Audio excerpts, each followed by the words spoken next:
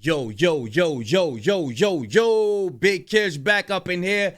I don't believe y'all see the title, y'all see the thumbnail, y'all see the title, y'all see the thumbnail I meant to say. I don't know if I agree with this one, y'all. I don't know if I agree with them. They said Katt Williams said DMX was scared of Diddy. This don't sound, I know X ain't scared of nobody. He from Yonkers. My ninja. Some ninjas that you don't want to try. I don't see it, bro. I don't see it. Katt Williams reveals why DMX was scared of Diddy. Bruh, was he that powerful? This is crazy. We about to get into it. But before we do, y'all make sure y'all go pick up a copy of Street Dad, Geek Dad, Avoiding the Manufactured Mindset. The link will be in the description for purchase. I appreciate everybody that's been supporting, that's been purchasing the book, and I appreciate y'all for reading it. Thank y'all so much for the feedback. Everybody that's been letting me know, yo, this is a good read. We need this. Thank y'all so much. I really do appreciate y'all, man. For real. From the bottom of my heart, all jokes aside, thank y'all so much. But we're about to get into this video, man. Y'all know I don't like holding y'all. Without further ado, let's get it. They canceled me for talking about Harvey Weinstein before the thing came out, but he offered to suck my in front of all my people at my agents. What's going down with the industry, dog? The industry is full of a bunch of sucking, riding, bending over the desk, nigga, straight up. I realized that, you know what? This is God's country because I met the devil here. Because if I hadn't met the devil here, I wouldn't realize I was strong enough to overcome the obstacles that the devil would place in my path. DMX tried to warn us. DMX was speaking out against the industry a long time ago. Check this out. Y'all know who that is? Hey, look, Jalopy gonna make the cut. Hey, look, he gonna make the cut. He does the breakdown. He do his knowledge. Just the wrong one in the industry and you will get hurt. I'm not an industry artist. I'm an artist in the industry. So I do what the I want because nobody can finish me. That's a piece. The industry wanted, dead or alive, new artists to sell their souls in where they survive. The industry don't give a about you, but the industry could make a dime without you.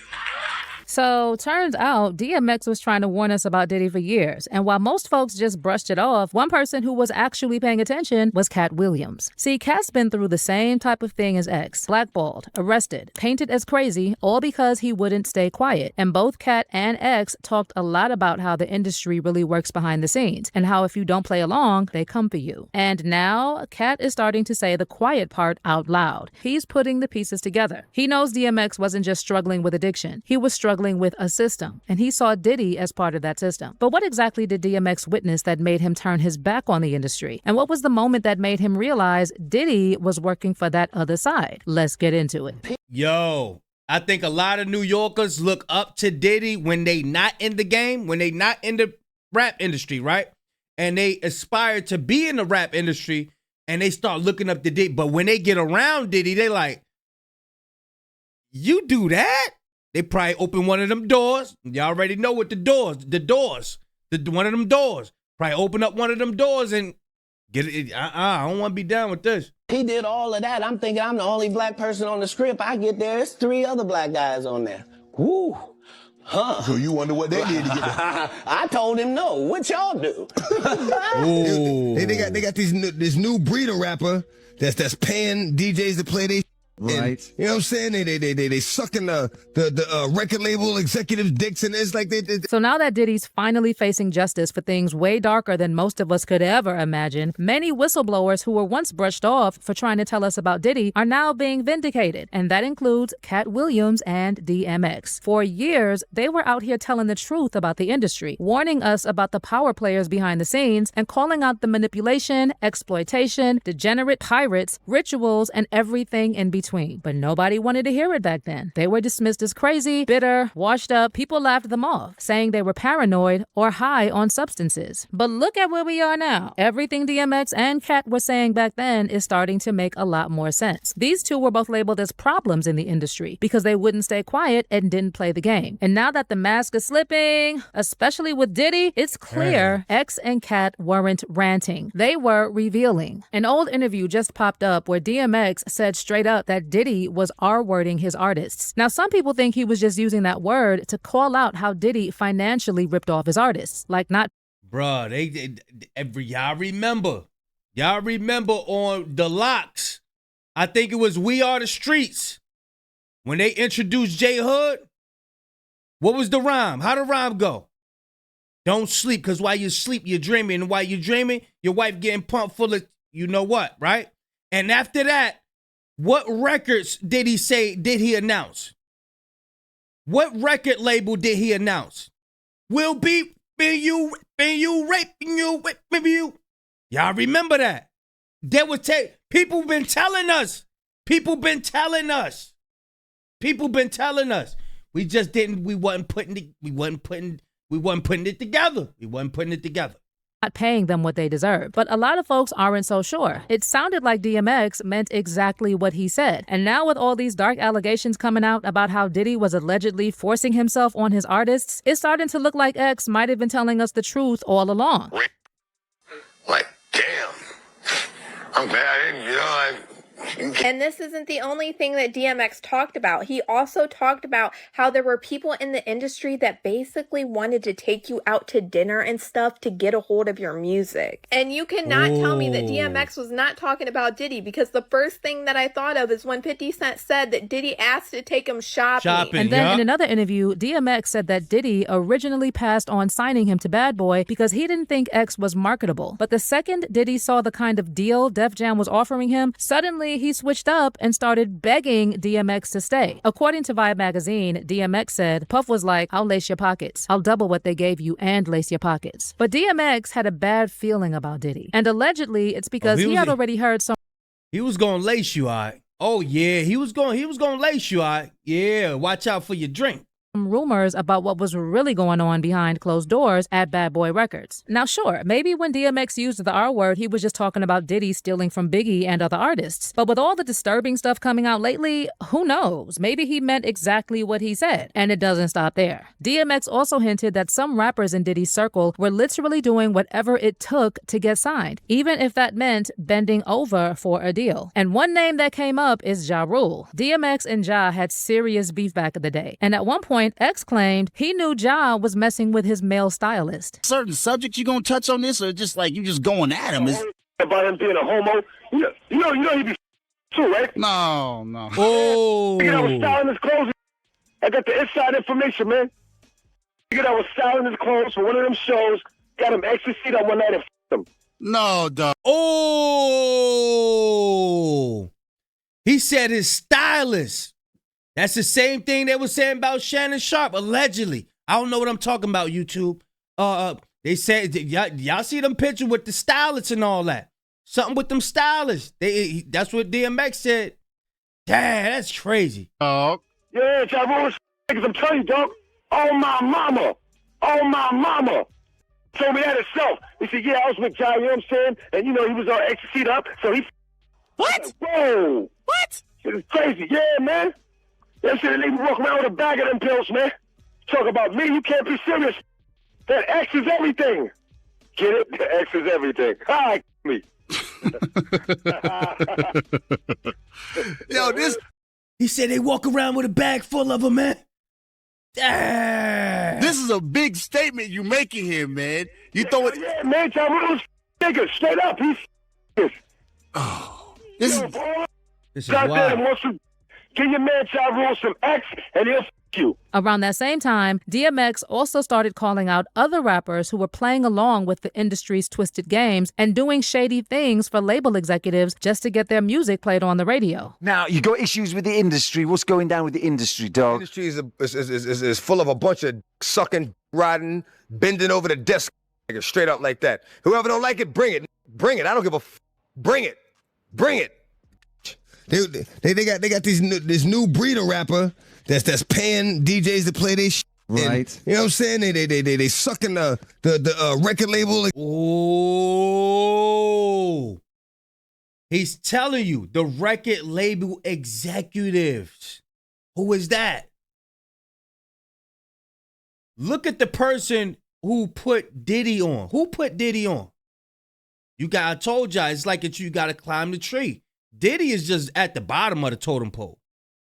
He just somebody to reel everybody from the hood. And not everybody, but, you know, whoever he want to choose.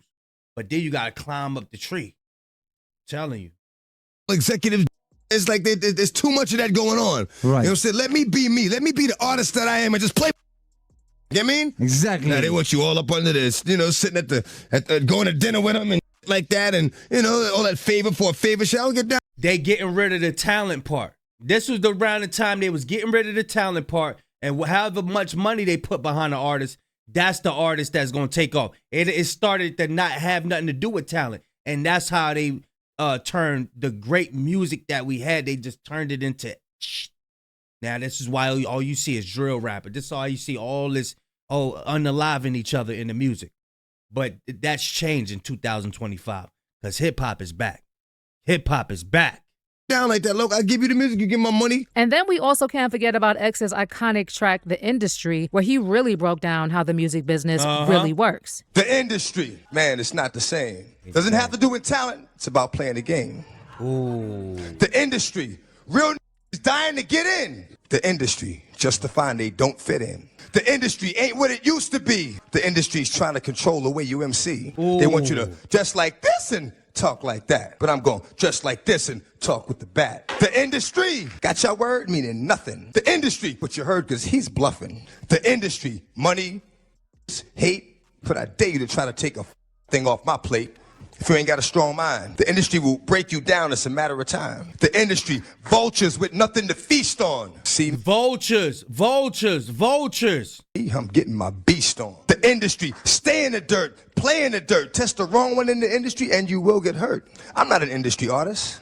I'm an artist in the industry. Industry, wanted, dead or alive, new artists to sell their souls in the way they survive. The industry, don't give a about you, but the industry couldn't make a dime without you. Fast forward to 2025, and X's words are more relevant than ever. And they can't make a dime without you, man. It's wild how a lot of what DMX was saying 20 years ago is actually coming true now. He was one of the first to call out how some artists might be selling out or compromising themselves just to get fame and money. And we're watching that happen in real time. But just like Katt Williams, DMX got slammed by the media non-stop. They made him out to be unstable, addicted, violent, and there was a troubled rapper story about him every few months. Even when X sadly passed in April 2021, the New York Times still had to disrespect him in his death with the report titled DMX, top selling but troubled rapper dies at 50. That's and yes, a shame. DMX definitely had his share of. Y'all see how they say troubled rapper and all that? I'm telling you, when you speaking the truth, they gonna come for you.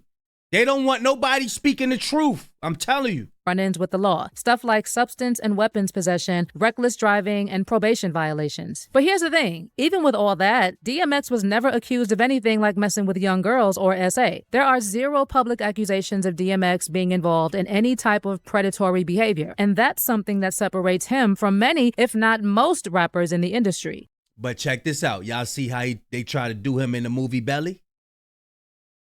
Go watch the movie Belly.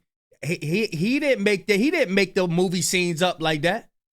They did that. Check it out, man. I'm telling you. Meanwhile, people like Diddy and some of the other moguls around him are rumored to have done way worse things behind closed doors. And yet they kept winning awards, building empires, and being celebrated as icons of Black excellence. DMX was publicly torn apart for his problems, while Diddy stayed protected by the very system he helped build. And this isn't just unfair, it's a tactic. They silence the ones who speak out and protect the ones who keep the dirty secrets. DMX refused to be controlled. And just like Katt Williams, he paid a heavy price for it. it. Katt also had many run-ins with the law over the years, and even after he got famous, he kept getting arrested for random things. One of the earliest incidents was back in 2009 in a Walmart parking lot in Georgia. The cops showed up, took some of his guns, but never actually charged him with anything. Later, Katt said the whole thing was just a straight-up witch hunt against him. He said he was just minding his own business when suddenly a group of armed men surrounded him out of nowhere. Katt told Vibe, one of them has a holster and a pocket full of bullets and a pistol. So I tell them, let's step outside. Once they get me outside, and there's 6 of them and 1 of me, then all of a sudden, they call in the sheriff to tell the sheriff I got guns and I'm the problem? This is a witch hunt. It's getting to the point where I feel like I'm being persecuted because this don't make no sense. But that was just the beginning. Shortly after the Georgia situation, Katt started getting arrested over and over again. But the worst incident took place in December 2012 when cops accused Katt of putting his kids in danger after they found guns and weed in his house. But those charges were dropped later, and Katt said it was all just a setup and another move to try and take him down. Did want to ask, the cops, allegedly found some. Yeah, they always find. I never leave without my girlfriend. I'm on the middle of an interview, sir. Sorry about. They found drugs now. That's what it was reported. Sir, you can look at my paperwork. There was no. Weed is not a. Yeah. I mean, do you think that's safe for kids to be around guns and stuff like that? I mean, I'm just curious. How do you keep this kid safe without? They were in a lockbox. So it's okay for everybody else to have them, but when it come down to us, we not supposed to have them. That don't make sense. Box that the police broke. Oh, okay, yeah. I'm saying if the police come in and raid my place and break into my gun boxes, you're gonna find guns. But these aren't. Well, I'm not in a gang. What difference does it make? Now, you were actually stopped for this and let go because you have a license for it. No, right? this is their 9th time coming to my house. The problem was this time they came to my office and took my kids from an office, not from my house, from an office. So now when I can't have my kids at my office, that's an issue. I must be the most terrible black dude. Because here's the whole thing. You gonna charge me with child endangerment? After I adopted 7 children and had them for 14 years in this state? Really? You coming after my kids now? Because it was already a witch hunt. Now you want my babies? Yikes. Finish up, man. Do you have any resolutions or something you might do different next year? Yeah, I'm going to be white next time.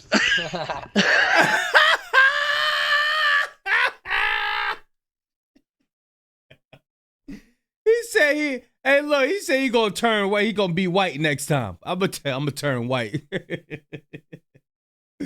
Oh man, but man, a lot of us we see the trickery that they do, man. In my next life, I'm Caucasian, and I ain't taking no for an answer. Let me explain something to you. I know it's people doing poorly in this country. Yeah. And they shot Trayvon Martin dead for looking kind of like I look. Yeah. Martin Luther King and Malcolm X ended up dead for telling the truth.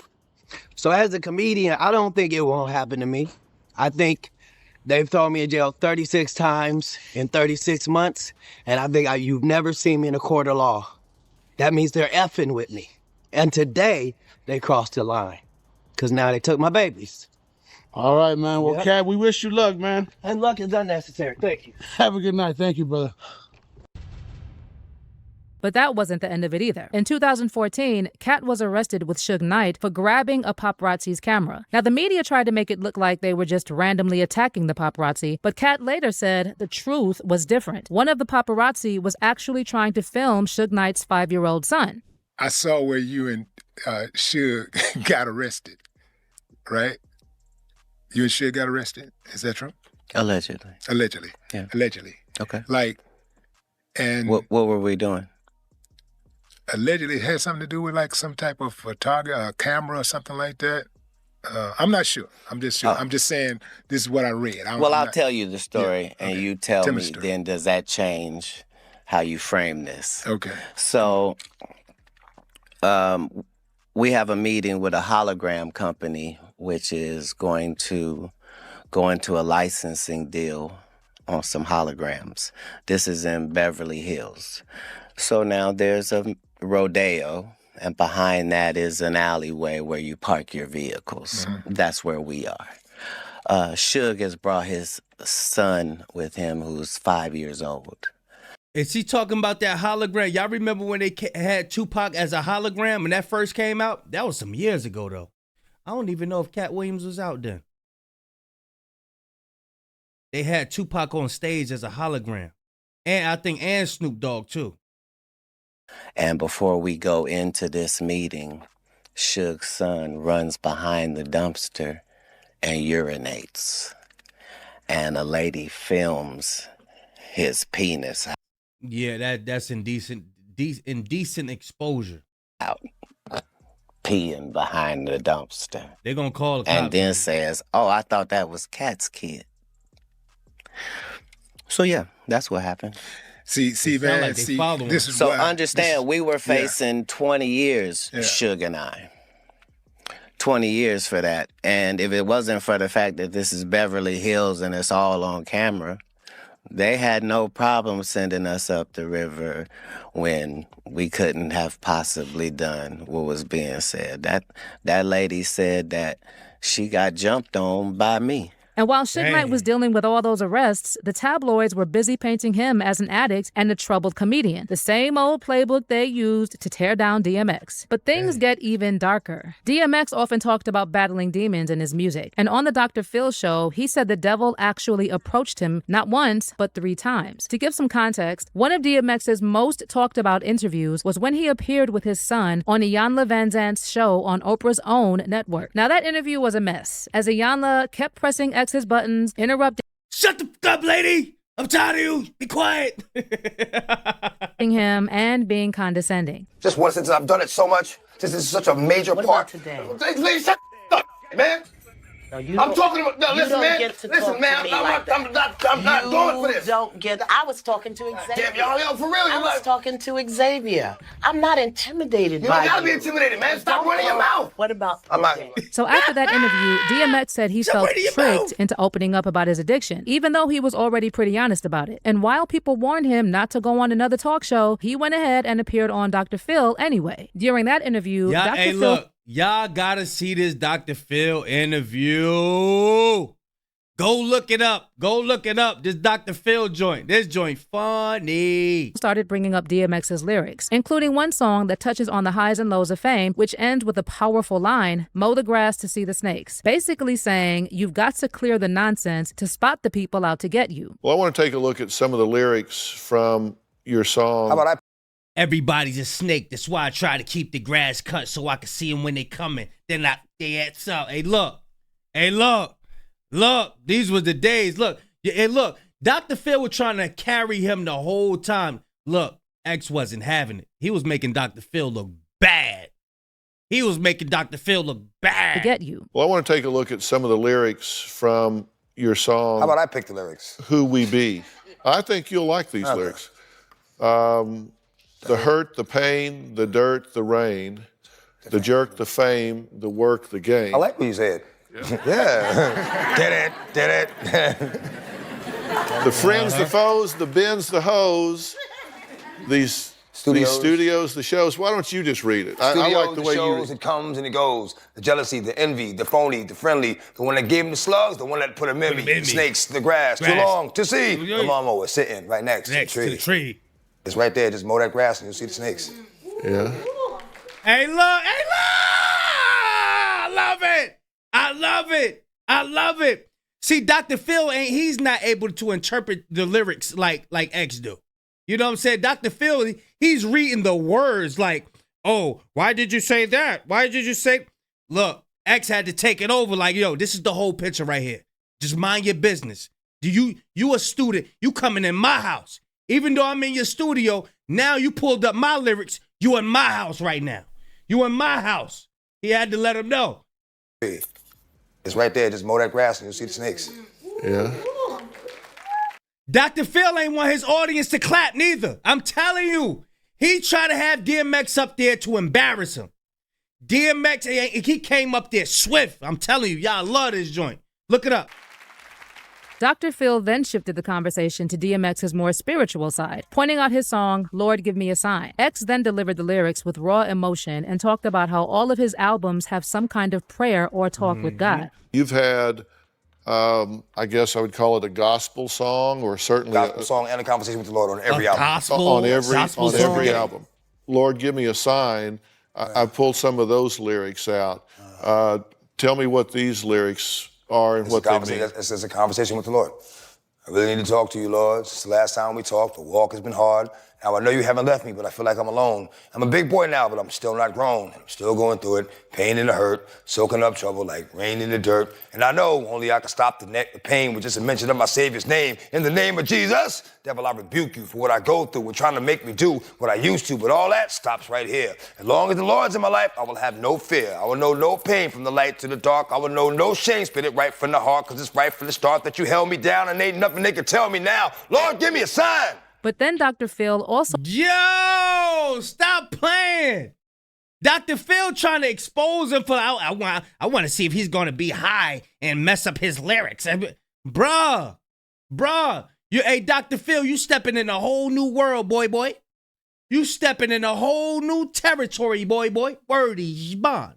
Also brought up how DMX mentioned having 3 encounters with the devil. And when asked why, X explained that to understand what's really going on, you have to see both sides. And he said he knew that it was the devil each time based on what was being offered.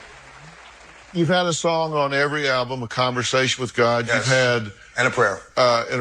And I think you've had... 3 conversations with the devil. 3 conversations with the devil. Why with the devil? Well, to make a fair decision, I think you have to be aware of both sides. And I was approached, so of course I had a conversation. It doesn't mean I rode with him or believed him. I just was able to recognize him by what he said to me and what he offered me. Say, oh, now I know you are. That's why I stopped talking to him. I've put out 7 albums, but he's only on 3. And this wasn't the first time DMX talked like this. Back in 2009, during a jail interview, he told a reporter that he believed the devil lives in Arizona. He said he used to love the sunrises there. But everything changed after what he described as an encounter with evil. And while X didn't name names, he made it clear he'd never go back to Arizona after what happened. You let me know. I first came to Arizona, man, and I remember one day coming from the studio at 6 o'clock in the morning and pulling over on the highway. We like 4 cars, just to watch the sunrise. And it was at that point that I fell in love with Arizona. I said, you know what, this has to be God's country, because I'd never seen anything as beautiful as that sunrise. Then I met the devil in God's country, and it's not so much who, it's what, what happens and the things that the devil does. It's not so much a person, even though he acts through people. You can't call one person the devil. Joe Arpaio? You can't call any one person the devil. You can't do that because no one person has enough power to be the devil, And you saw an interviewer try to throw out names and stuff just to try to get a story instead of listening to what X saying. This is what they do. I'm telling you. Some of these people who be interviewing people, they sneak, like Vlad, for instance, and Adam 22. They real sneaky. They are real cunning academics. Real cunning and sneaky. It's through all these hardships that I realized that, you know what? This is God's country because I met the devil here. Because if I hadn't met the devil here, I wouldn't realize I was strong enough to overcome the obstacles that the devil would place in my path. And it's by overcoming these obstacles that I realized that this is God's country.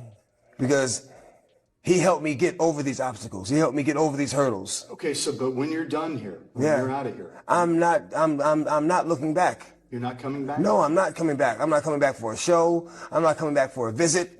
I'm not even driving through the states. If I'm in a plane and they're going to fly over it, I'm going to go around.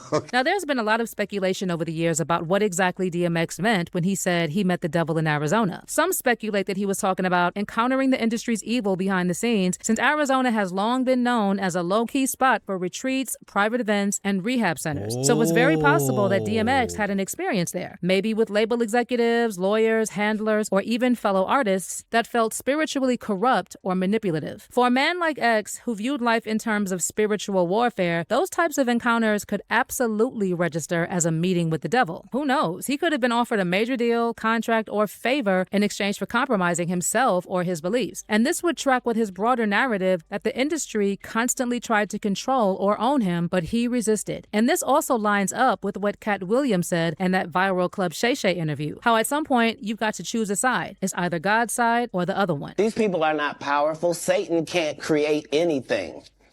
That includes blessings for his people.